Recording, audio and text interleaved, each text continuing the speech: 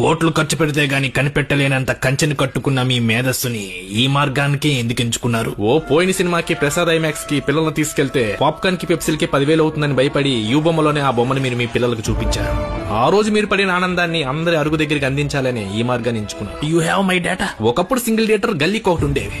ఇప్పుడు అందులో సగం పెళ్లి మండపాల్లా మారిపోయాయి. ఫ్లెక్సీలు కట్టుకోలేని, ఫ్లెక్సిబిలిటీ లేని మల్టీప్లెక్స్ లో మాల్లో ఎన్నుంటే ఏం లాభం సార్? ఎస్కలేటర్లు, ఎలివేటర్లు ఉన్నాయని మాల్లో మెయింటెనెన్స్ లన్నీ మూవీ టికెట్ల మీద పడితే మధ్య తరగతి కుటుంబ మెయింటెనెన్స్ ఏం కావాలి సార్? మీరు చేస్తుంది సాయం అని, సమాజ సేవని సమర్థించుకుంటున్నారా? ఒక ప్రేమికుడికి భయం తన ప్రేయస్ అంటే సమోసాతో సరిపెట్టుకోకుండా ఎక్కడ పాప్కార్న్ పెప్సీ కాంబో అడుగుతుందేమో అని. నలుగురు పిల్లలున్న తండ్రికి భయం నాచోస్ అంటే లేస్ ప్యాకెట్ తో పిల్లలు కూర్చోకుండా ఎక్కడ నాచోస్ అని నాంచుతారేమో అని. లీటర్ వాటర్ 50 రూపాయలు, పావు లీటర్ పెప్సీ 180 రూపాయలు. పోనీ ఐనాక్స్ ఐమాక్స్ లో ఇంటర్వెల్ నుంచి తప్పించుకుని సింగిల్ థియేటర్ లో సమోసాతో సర్దుకుందామంటే అక్కడ టికెట్లు కూడా 300-400 పెడితే ఎలా సార్? ఇలాంటి కారణాల క్రైమ్ లో నుంచి పుట్టుకొచ్చింది ఈ పైరసీ.